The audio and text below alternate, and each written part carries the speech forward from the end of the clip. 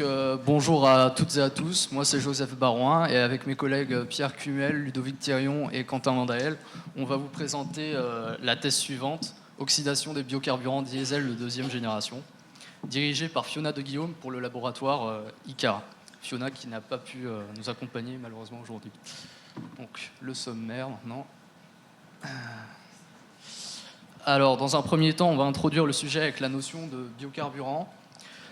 En explicitant ces différentes générations pour en venir à une explication de ce qu'est la combustion. Et nous relierons le tout au but de notre recherche. Dans un second temps, à travers le principe de radiation, nous analyserons nos outils de recherche tels que la spectrométrie, l'IR et la RPA-CRDS.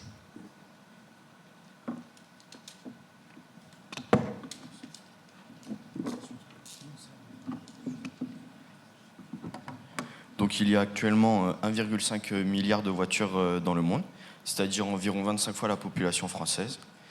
Une voiture à l'heure actuelle, elle consomme du pétrole pour rouler, mais c'est une énergie fossile, ce qui veut dire qu'elle est limitée. Quand le pétrole est consommé, il rejette des polluants, CO2, CO, qui entraînent le changement climatique dans le monde.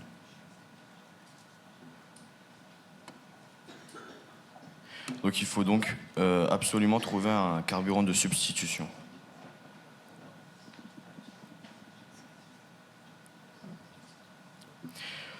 Il y a pour l'instant 3 types et 3 générations de biocarburants. La première génération qui est produite à partir d'huiles végétales alimentaires, comme par exemple le colza. Cela pose un problème qui est cultivé pour produire.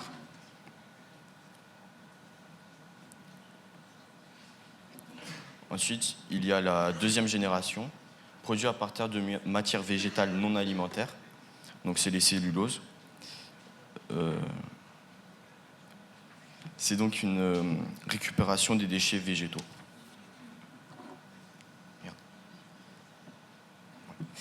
Après, il y a la troisième génération, produite à partir de micro-organismes marins, comme par exemple les algues. Donc il n'y a pas besoin de culture au sol, seulement l'énergie solaire.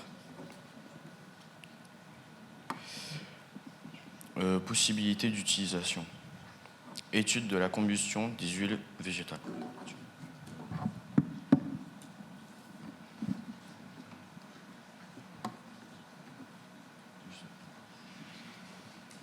Donc nous avons donc besoin d'en apprendre plus sur la combustion. Tout d'abord, qu'est-ce que c'est? Donc, la combustion, c'est le fait pour une substance de brûler. Par exemple, une bougie, quand elle est allumée, il y a combustion. Pour qu'il y ait combustion, il faut 3 éléments, 3 conditions donc visibles sur le triangle du feu. Donc, ces éléments sont donc un combustible, il peut être liquide, solide ou gazeux. Il faut aussi un comburant, c'est obligatoirement de l'oxygène. Il faut aussi une énergie d'activation. Donc ça peut être un courant électrique, une étincelle, une réaction chimique, n'importe quel phénomène qui apportera assez d'énergie au système pour démarrer la combustion. Donc, il existe donc 2 types de combustion. La combustion complète, dans laquelle il ne se formera que du dioxyde de carbone et de l'eau. C'est le cas idéal, et en effet, donc, quasiment toutes les combustions sont incomplètes. La combustion complète est presque impossible. Et donc, il y aura donc, presque obligatoirement les combustions incomplètes, dans lesquelles il y aura formation d'éléments chimiques comme l'ozone, le monoxyde de carbone, les oxydes d'azote, les oxydes de soufre, etc. Et ces polluants, donc, la formation de ces polluants dépend de plusieurs caractéristiques, comme la température, la pression, la quantité d'oxygène comparée à la quantité de carburant utilisé. Et c'est donc dans toutes ces étapes, en fait, on a donc besoin de prédire comment brûle le carburant. Donc, en effet, avant de mettre un carburant sur le marché, il faut donc s'assurer de sa viabilité. Que ce soit, par exemple, sa consommation, sa température de décomposition, ou même les modifications apportées au moteur pour que ce carburant puisse être utilisé. Donc, c'est donc dans ces étapes de prédiction qu'interviennent les laboratoires de recherche, comme le laboratoire de recherche ICAR, qui est l'Institut de recherche en combustion aérothermique, réactivité et environnement.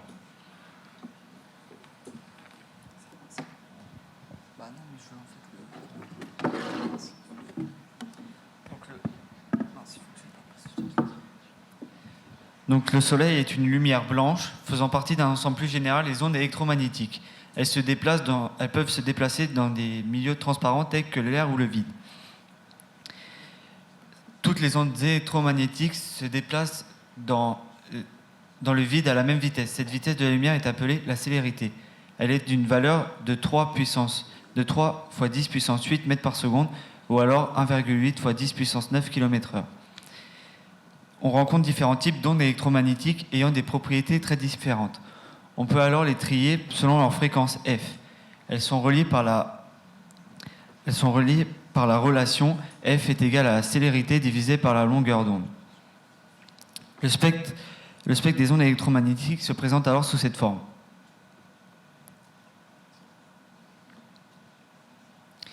Cette partie du spectre de la lumière blanche est appelée le domaine du visible et constitue une infime partie des radiations s'étendant du proche ultraviolet au très proche infrarouge. La mesure de l'absorption dans le domaine s'étendant du proche ultraviolet au très proche infrarouge est à la base de la méthode d'analyse photométrique et donc de la spectrophotométrie, ce qui correspond à la mesure du spectre visuel. Ces dosages peuvent être mesurés grâce à la colorimétrie visuelle et ou grâce à la spectrophotométrie. Le principe de la colorimétrie est de comparer visuellement des colorations entre l'échantillon dosé et des témoins de concentration connus. La spectrophotométrie permet de doser de nombreux composés en solution, pure ou à l'état de mélange complexe. La méthode repose sur la loi de Beer et Lambert qui permet de calculer la quantité de lumière transmise à travers une épaisseur donnée de substances absorbantes. Beer, physicien allemand du XIXe siècle, a laissé son nom à la loi. On associe souvent à ses travaux ceux du mathématicien français Lambert qui, dès le XVIIIe siècle, avait posé les bases de la photométrie. La loi de Beer et Lambert s'écrit sous la forme actuelle. A est égal à epsilon fois L fois C. A caractérise la capacité d'une solution à absorber la lumière sans unité. C'est la concentration molaire de la solution traversée. L est l'épaisseur en centimètres de la solution traversée. Epsilon est un coefficient d'absorption molaire, c'est une constante. Mais on peut aussi faire la même chose sans être dans le visible avec l'IR.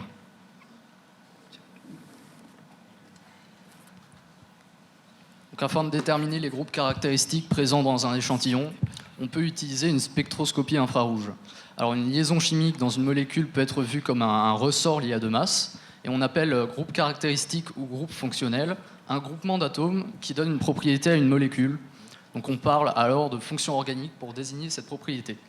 La fonction permet de classer les molécules en différentes familles, les alcools, les amines, etc.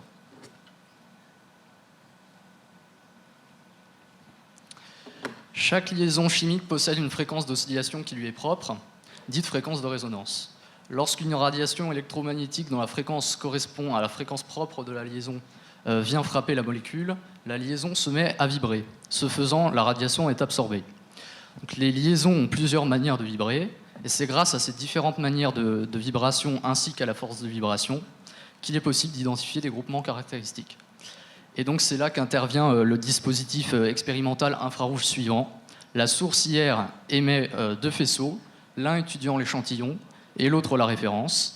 Les deux faisceaux sont réfléchis jusqu'à leurs objectifs de petits réceptacles de bromure de potassium, qui les renvoient jusqu'au récepteur final, de façon à ce que le traitement s'effectue et que le spectre soit tracé.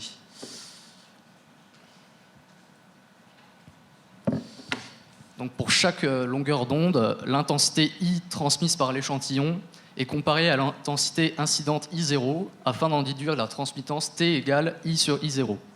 Pour établir le spectre, au lieu de la longueur d'onde, il est assez courant de manipuler le nombre d'ondes, appelé sigma, exprimé en centimètres-1, et défini comme l'inverse de la longueur d'onde. Dans la pratique, le spectre IR représente la transmittance T en fonction du nombre d'ondes sigma. La transmittance comprise entre un sigma de 2000 et de 4000 réfère aux liaisons hydrogènes, sans importance pour notre expérience, tandis que l'empreinte digitale de l'élément à inspecter est comprise sur de plus petites longueurs d'onde. Donc, plusieurs techniques sont utilisées donc, pour étudier la combustion des carburants. Et dans le cadre du projet Edifice, donc, la doctorante que nous suivons, Fiona de Guillaume, utilise donc un réacteur parfaitement agité que vous pouvez voir ici, couplé à la technique CRDS. Donc, couplé à la technique CRDS, Cavity Ring Line Spectroscopy. Donc, on introduit les gaz analysés dans le réacteur parfaitement agité par les injecteurs, et le petit diamètre des injecteurs va créer un jet. Et ce jet en fait, va permettre d'avoir un mélange homogène en concentration dans l'ensemble du volume. Donc, la solution obtenue va ensuite être prélevée par un cône et passée dans une cellule CRDS. Donc, le principe de la Cavity Ring Line Spectroscopy que vous voyez ici est simple. Donc, un faisceau laser est envoyé à travers la cellule. Et lorsque l'intensité du laser atteint un certain seuil, le faisceau s'arrête. Lorsqu'une espèce absorbante est présente dans la cellule, l'absorbance décroît plus rapidement. Donc le faisceau laser, l'intensité du laser décroît donc lors du passage. On détermine donc la différence de décroissance d'absorption sans espèces et lorsque les espèces sont présentes. Ensuite, des calculs complexes permettent ainsi de remonter à la concentration des espèces présentes. Et l'intérêt de cette technique est le fait qu'on puisse quantifier donc des espèces instables qu'on n'aura pas pu quantifier avec d'autres techniques plus traditionnelles.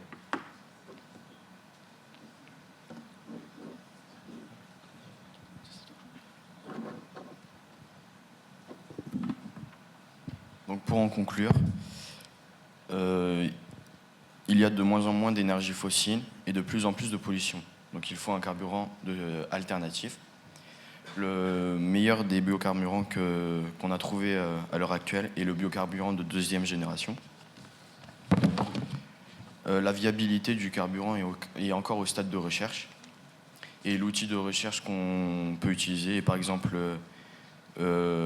l'IR.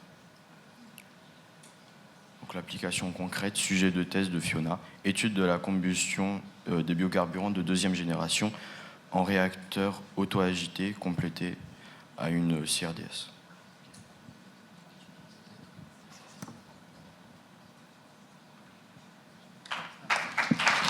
Merci de votre attention.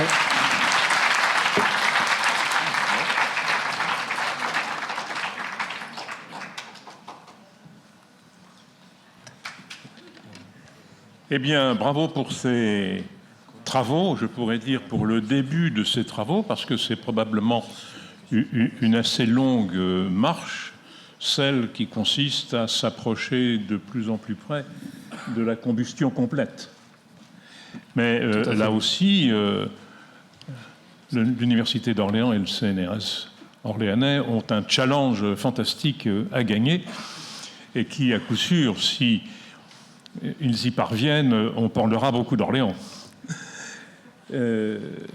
Donc bravo pour ce travail. Comment avez-vous vécu tout le travail que vous avez fait avec votre doctorant? Est-ce que vous avez facilement compris ou est-ce que vous n'êtes pas certain d'avoir tout compris? Alors, on a assez facilement compris parce que le diaporama d'introduction qu'elle nous avait présenté au début était assez simple.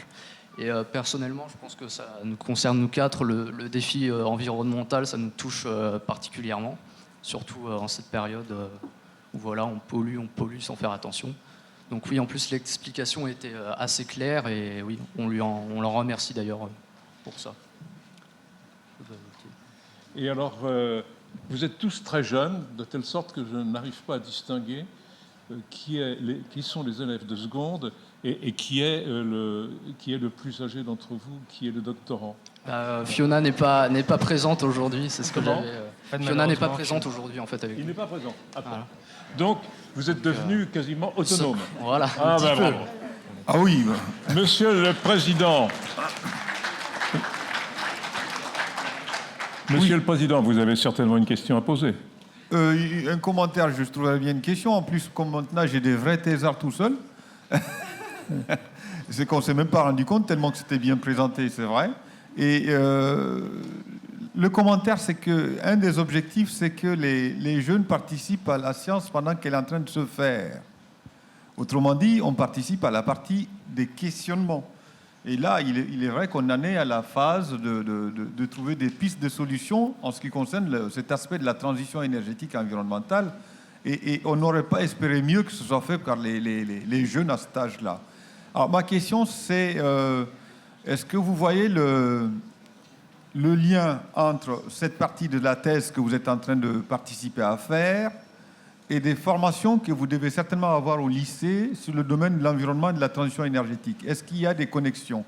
Est-ce qu'il y a des séminaires, des cours, notamment en géographie, je ne sais pas, ou en économie, qui vous sensibilisent à la transition énergétique et aux problématiques environnementales que vous voyez sous cette forme? Au lycée. Donc en effet, en fait, je me rappelle en géographie, par exemple, on a eu tout un chapitre en fait, sur en fait, la transition énergétique et avec certains exemples, certains bons exemples et certains mauvais exemples en fait, qui nous expliquaient un petit peu, qui nous expliquaient. En fait. Je dis entre parenthèses parce que, encore une fois, le papier à côté de moi me souffle, mais il ne sait pas que c'est absolument vrai ce qu'il est en train de dire. C'est que la ministre, si elle était venue, parce qu'on en était jusqu'au contenu de son discours, dans le contenu de son discours, il était prévu de parler justement de le fait de mettre le développement durable au niveau des collèges et de la promotion, parce que j'y avais participé, elle allait le faire. Et donc, je ne savais pas, et je leur avais dit, je ne sais pas le contenu des thèses.